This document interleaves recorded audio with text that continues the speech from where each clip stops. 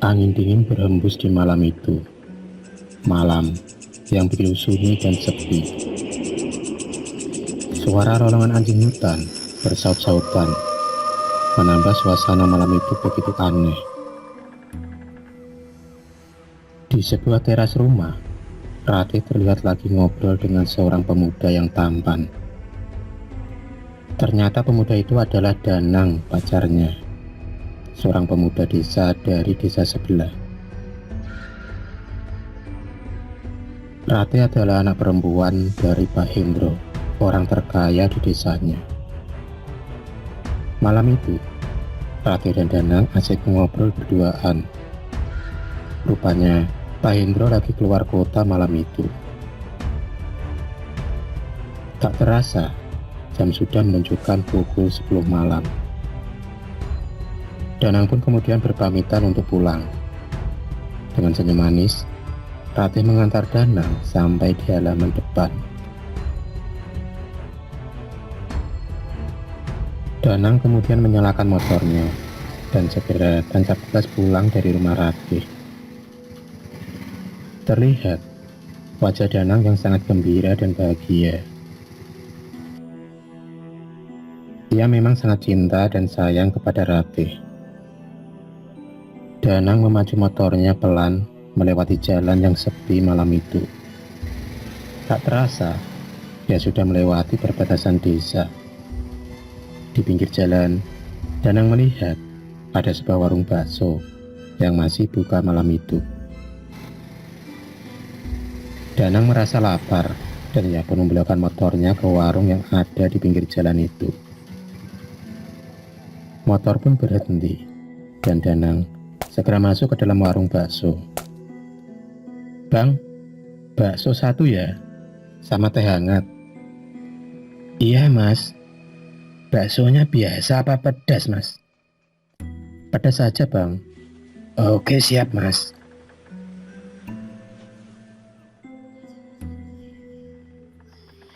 Dua orang warga yang tanpa asing makan bakso dan mereka juga ngobrol berdua. "Kang, tahu kan Pak Indro, orang kaya desa sebelah itu loh." "Iya tahu, memangnya kenapa?" "Kamu tahu nggak, kalau kekayaannya selama ini itu adalah dari hasil pesugihan kan?" "Iya sih, aku dengar-dengar juga begitu." Danang mendengarkan semua pembicaraan dua orang itu. Sesaat kemudian, bakso pesanan Danang pun jadi. "Mas, monggo ini baksonya sudah jadi." "Monggo loh mas."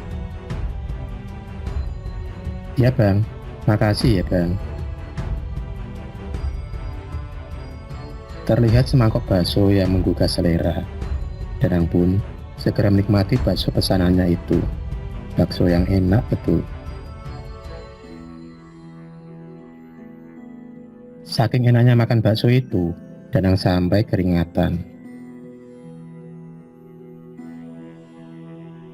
Di sisi lain, di dalam kamar Ratih lagi rebahan dan dia tersenyum sendiri. Dia lagi dimabuk kasmaran. Sekitar pukul 11 malam, Ratih mulai diserang rasa kantuk yang luar biasa. Rasa kantuk yang tiba-tiba menyerang.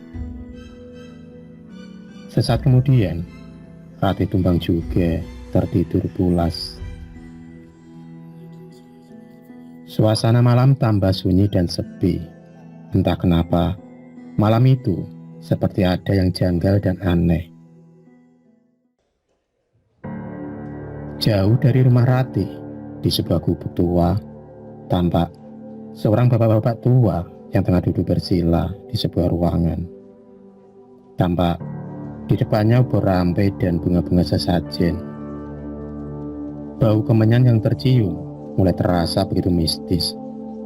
Seorang lelaki setengah baya ada di hadapan bapak-bapak tua itu. Oh ya, bapak tua itu adalah Mbah Brewok. "Gimana Mbah? Bisa kan menghancurkan saingan saya?" Gampang, itu mudah. Jangan khawatir. Kamu maunya gimana? Gini Mbah, kita hancurkan dulu kebahagiaannya Mbah. Dia kan punya anak perempuan yang paling disayangi. Nah, kita mampusin aja dulu anak perempuannya itu Mbah. Oh, bisa. Tapi ini maharnya mahal loh. Ya Mbah, nggak apa-apa Mbah. Berapapun akan aku bayar Mbah. Iya. Laki-laki setengah baya itu kemudian memberikan selembar foto kepada Mbah Priwo. Foto anak gadis Pak Hendro, yaitu Ratih. Mbah Priwo kemudian membaca mantra. Hei, setan kayangan, itu sudah sebesar.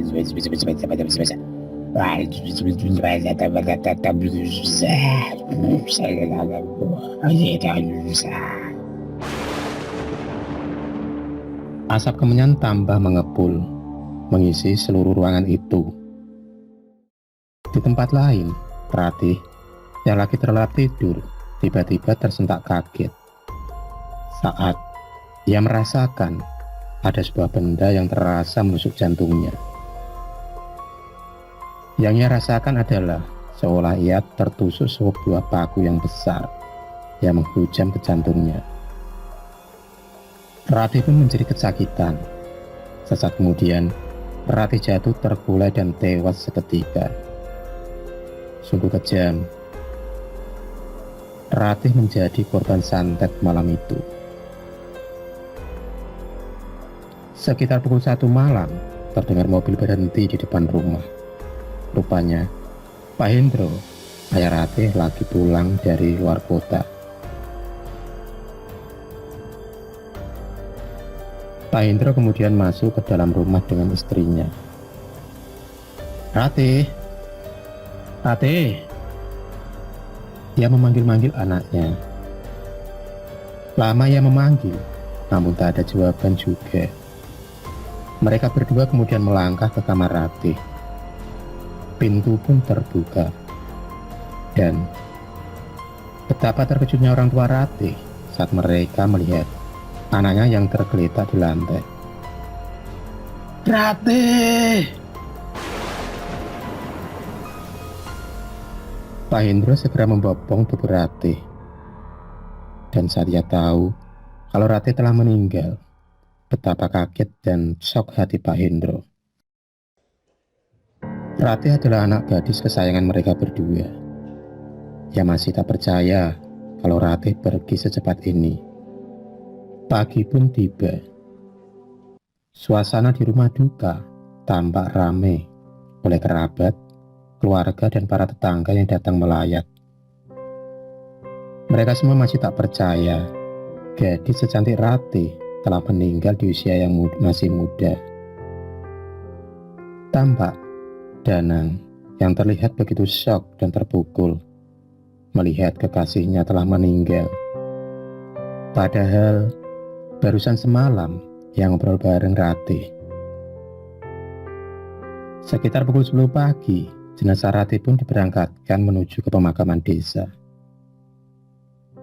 Proses pemakaman pun selesai. Ibu Ratih masih tampak sedih dan menangis di depan pusaran anak gadisnya. Ia tak menyangka Ratih pergi secepat itu. Ayah Ratih pun masih berada di situ. Ia masih meratapi kepergian anaknya. Danang juga masih terlihat ada di pusaran makam Ratih. Waktu pun berlalu, dan kini sudah 7 hari lebih meninggalnya Ratih. Pak Hendro dan istrinya masih tampak bersedih. Bersedih kehilangan anak gadis tersayangnya. Pak Hendro merasakan ada hal yang janggal dalam kematian anaknya. Ia mempunyai firasat kalau anaknya meninggal dengan cara yang tak wajar. Pikiran ini selalu muncul di benak Pak Hendro. Pak Indro pun kemudian berencana datang ke seorang paranormal. Malam itu, ia berangkat menuju ke sebuah rumah kecil, rumah seorang paranormal. Sebut saja namanya Mbah Sopo Dipo, seorang kakek tua yang sudah terkenal di kalangan masyarakat sebagai seorang paranormal handal di desanya. Pintu pun diketuk.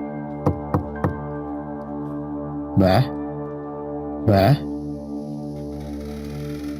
Sesaat kemudian, pintu pun terbuka dari dalam. Tampak sosok lelaki tua berjenggot panjang yang rambutnya sudah mulai memutih muncul di hadapan Pak Hendro. Laki-laki tua itu usianya sekitar 80 tahunan. Mbak Sopo Dipo segera mempersilahkan Pak Hendro masuk ke dalam rumahnya. Pak Hendro segera mengutarakan maksud kedatangannya. Namun, belum sempat ia ngomong, ternyata Mbak Sopo Dipo sudah tahu maksud kedatangan mereka. "Aku sudah tahu maksud kedatanganmu. Anak gadismu memang meninggal dengan cara yang tak wajar. Ia terkena santet. Santet kiriman dari seseorang yang tidak suka dengan kamu." Mendengar omongan Mbah Sopo Dipo, Pak Indro jadi kebengong-bengong. "Mbah, siapa orang itu, Mbah, yang sudah tega menyantet anakku, Mbah?"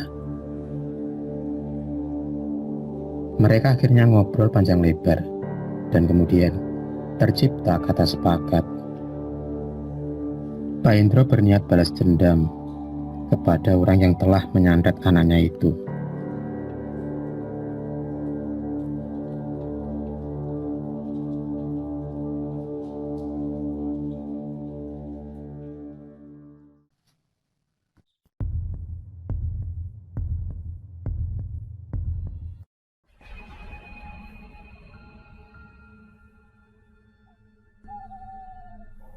Terima kasih sudah menonton video cerita bergambar ini. Klik subscribe untuk terus mendapatkan video-video cerita bergambar selanjutnya. Semangat berkarya.